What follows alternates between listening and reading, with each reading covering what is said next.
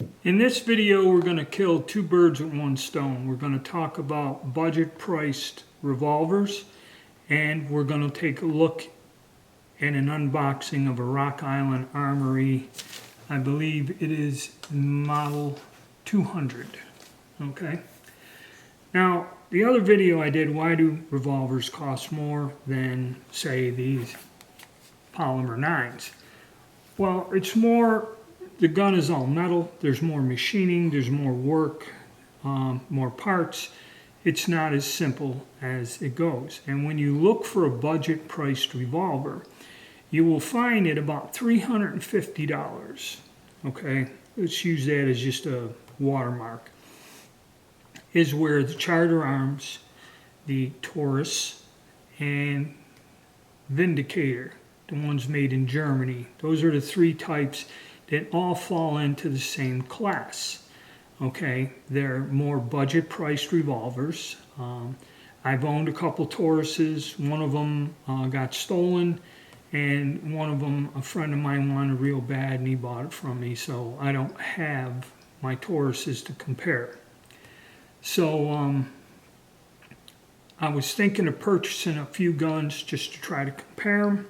And when looking at the price, you know, depending where you get them, they could be more than $350. I was looking around, and then Rock Island Armory makes 38 caliber revolvers. The M200 and I think the M206, which would be the short barreled one. And I went down to the local store, Sportsman's Warehouse, and basically I got this gun brand new. I did get a military discount of some sort for $254, which that is not a bad deal. That is about what I was getting a lot of the year-end polymer 9s for, with factory rebates and all that other stuff. Okay, these guns, when I do my testing, I purchase them myself. They're not given to me, they're not sent to me. So now would be a time, you know, if you really like the content, think about joining Patreon or something to help me defer the cost of this. But, okay, so one thing I do know also is with a lot of people, whether they say it or not, price is important. So at $250 for this gun, not a bad deal. So let's look at what we got. Comes in a nice cardboard box, and we open it up. Which is really neat is they give you this nylon bag to put the gun in. You have a lock, which I think is required. Have a little card in here about mental health on one side and the risks to you. And something here about the Sierra Club on the back. So a little mental health notice, you can get help or join the Sierra Club. And you have the manuals, okay? Let's set that aside. Then, like I said, nice little nylon pouch, so if you don't want to stack boxes in your gun safe or something, it's a pretty neat thing. And it has the Rock Island logo on it, Velcro in the back, and inside the pouch, you have the gun wrapped in plastic, and also inside silicone. You have an envelope that has, I think, 2 fired casings, because there's 2 fired 38 caliber casings in there, because some states require that whenever a gun comes in, the police hold on to those casings. And you have your assembler's checklist and inspection certificate. And that's that, okay? Wrapped in plastic. And here we have the revolver with all the little safety tags and fun stuff. And this gun is a little bit different. This is modeled after the Colt. So unlike a Smith where you push forward, it's like a Colt. You pull back and that gets your cylinder out.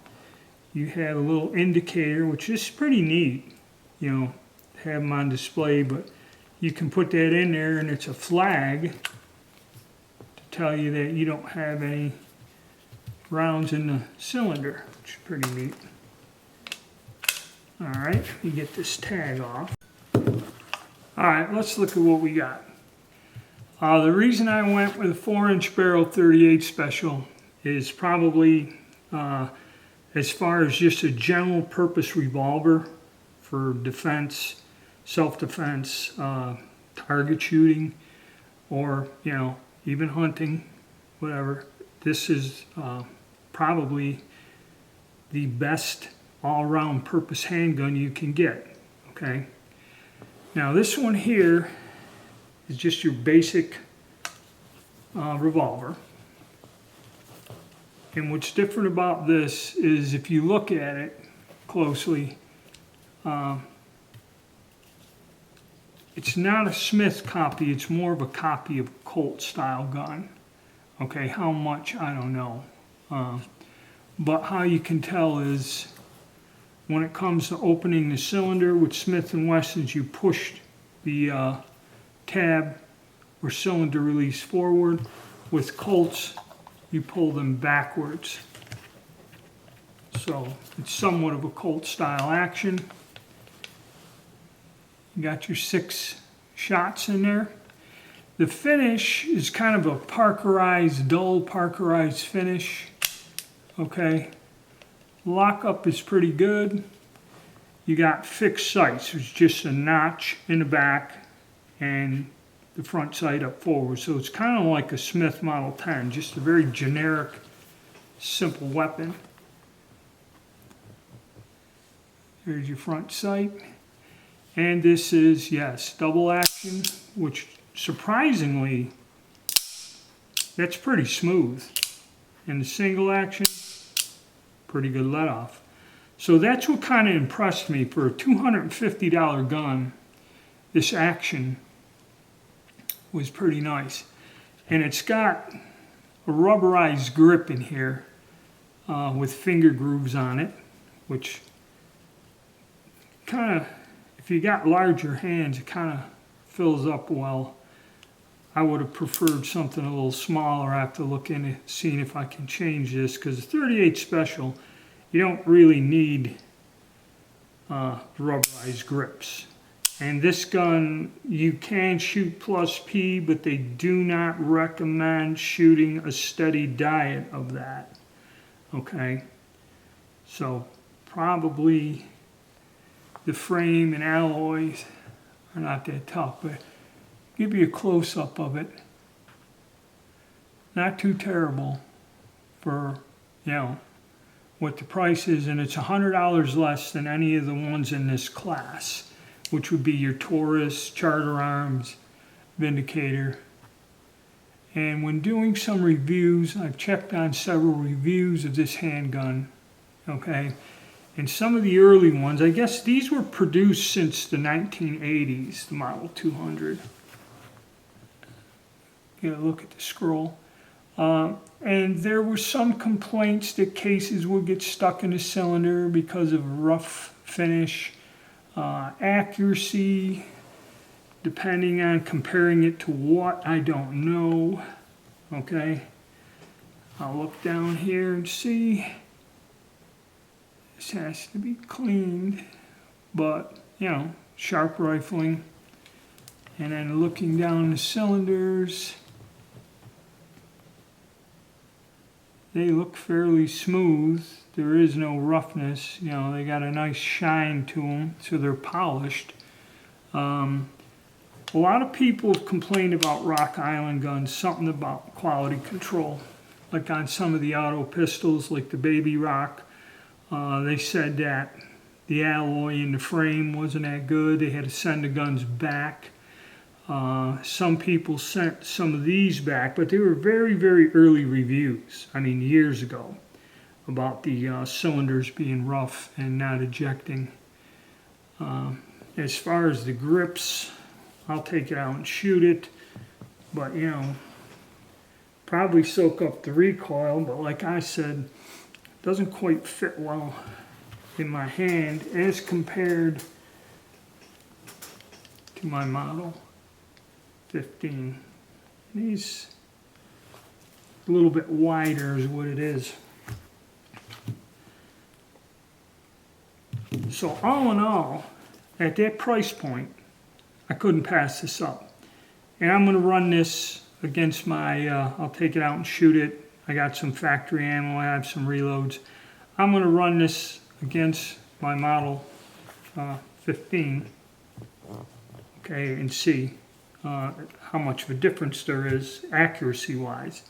Now another thing about these guns, and all of these guns, the Taurus, I don't know about Charter Arms or the Vindicator, but how these guns are made, which may have an impact on the accuracy, is there's a barrel that's threaded into the frame, and then this is like a barrel sleeve that's attached over it. And if you look, you can see where the barrel's not one piece. It's an insert. So in other words, they just make a tube, screw it in there, and then this sleeve goes over and attaches to it somehow. Okay, so I believe what happens, like with this and the Tauruses are made the same way, is you got a tube inside the sleeve, and I think that kind of is a little bit detrimental to accuracy, okay? Whereas the Smith & Wessons, this is all one solid piece, and this is threaded into the frame. So, you know, they contour this barrel and add the rib and sight to it.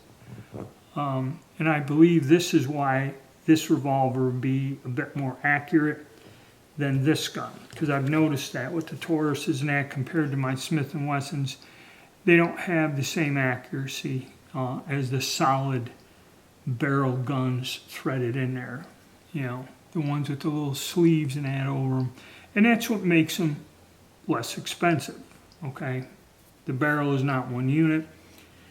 And you can see that when we go into the manual.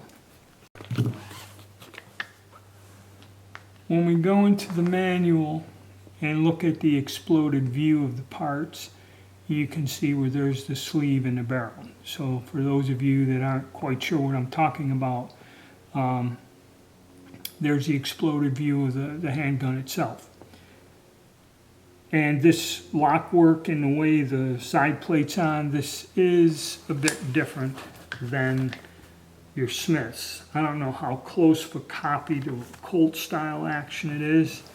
Probably this screw here, if you took this out, will allow you to remove the cylinder. And then there's two screws here. I don't know, I haven't taken the grips off to look. But everything looks okay, and you know, if something does go amiss, I know YouTube doesn't allow making videos about disassembling firearms or modifying them. But again, there you go. So, I hope you guys liked the review. We're going to get out and test it against my Smith & Wesson for accuracy in that, and just see how it functions and holds up. And like I said, at that price point, it was a tough deal to pass up. I'm also going to look in to see if we can get some other grips for this. Something, no, that's still, and that's still not a bad trigger pull either.